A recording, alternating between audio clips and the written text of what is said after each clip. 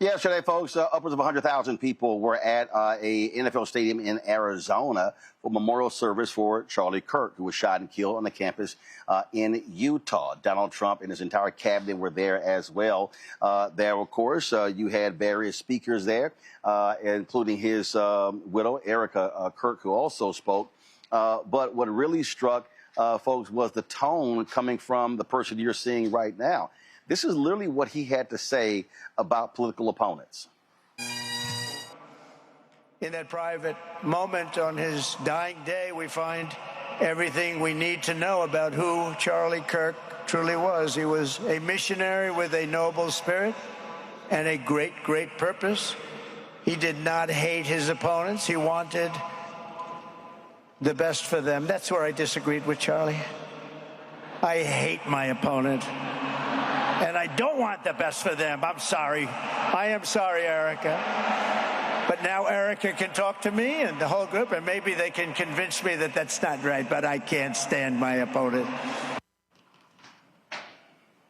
Yeah, nobody's convincing him of anything because he degrades anybody and everybody. Joining us right now is former Illinois Congressman Joe Walsh. He is the host of The Social Contract with Joe Walsh, his particular podcast. Glad to have you back on the show, Joe. Here's what was interesting. I was looking at Eric Erickson and other people who were commenting, and they were talking, Joe, about, how this was nothing like Paul Wellstone's rally. This wasn't a political rally.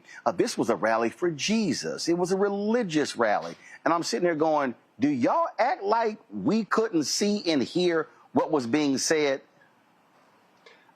Hey, Roland, always good to be with you, my friend. You know, Eric Erickson and the rest of them can go jump. Think about this.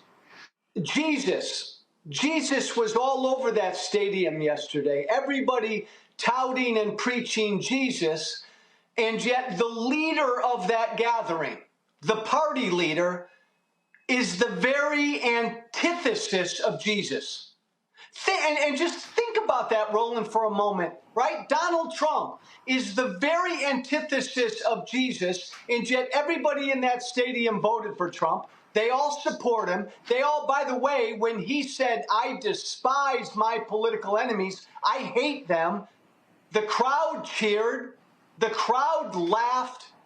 Man, they can never, Roland, get over my friends on the right. And look, the reason I love coming on with you is because I come from the right, and I'm a reformed MAGA gangbanger. You know this, my friend.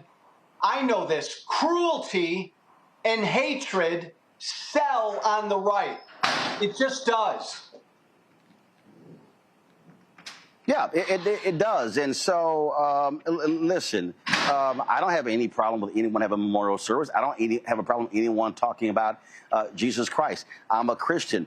But let's be real clear. If we're going to start talking about Jesus Christ, then we're going to talk about what Jesus preached about, what he talked about. And that is not the agenda of Donald Trump and MAGA. And it wasn't the agenda of Charlie Kirk and Turning Point USA. Yes, and Roland, thank you for speaking some truth there. I knew Charlie Kirk well. He was like a son to me. We went our separate ways when Trump came on the scene. Charlie Kirk was a Christian nationalist, Roland. Christian nationalism, white Christian nationalism, is all about making America formally a Christian country. Man, that is antithetical to America. It's antithetical to Christianity. And so many of those folks in that stadium yesterday, Roland, they are Christian nationalists. They want a religious war so that America can formally be a Christian country. Man, we separate religion from the state. These folks don't want that. And if you listen to Stephen Miller, what he had to say when he talked about, evil, and he was frothing at the mouth. And look, we know exactly who he is and what he stands for. And what gets me is then they get upset when people don't agree with it. Then they get mad if folks don't buy into what they're selling. And again, they act as if we don't have ears and eyes, and therefore we can't hear or see. Roland, they're trying to silence us. They don't want people to speak, and I've been pounded by this. Don't speak poorly of the dead. Again, it's horrible that Charlie Kirk was killed, but it is so darn important for us to identify what's going on because, Roland, this is what my former political party is. And everybody listening to us now needs to understand this. The most powerful animating force in the Republican Party is Christian nationalism, white Christian nationalism.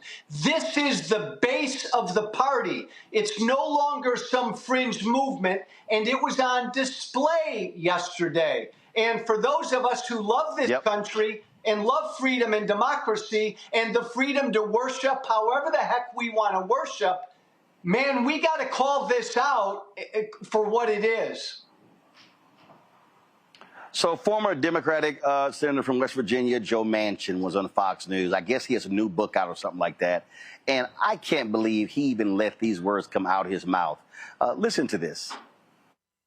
President Trump is the person who can basically bring us together. And I'm praying that he's able to say, listen, enough's enough. Come on, we're all Americans. We've got to live in this world together in our country and keep it the greatest country on earth. We can't do it by tearing each other apart. And I'm really hoping, I believe in him, I believe he can do that. And with that being said, he's able to calm down all this rhetoric right now. And those who want to basically still spew it, then that's fine. It's going to show you being on the extreme. Roland, Joe, you and I... What the hell is he talking about? You and I have heard so much in the last 15 years. That is probably the most stupid, the most ignorant, the most ridiculous, and the most partisan thing I've ever heard Joe Manchin say. Roland Martin, he can't believe that. Donald Trump is the guy to bring us together? I don't know what Manchin's deal is. And by the way, Roland, I'm a new Democrat. I've only been a Democrat 3 months. Manchin left the Democratic Party. All he does is rip the Democratic Party when my former political party is an existential threat to our democracy. I don't, for the life of me, know what game Manchin's playing.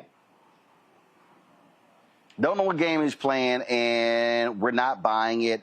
It's simply not true. And I'm just sitting here going, dude, this guy does not care about bringing us together. He says point blank, I hate my political enemies. I'm sorry. What else do you need to know? And the people in there, the Stephen Millers of the world, the people in his cabinet, you look at what their policies are. And at the end of the day, you see how they are attacking people. They've been doxing people, calling people's jobs, getting people fired because of comments they actually have made in social media.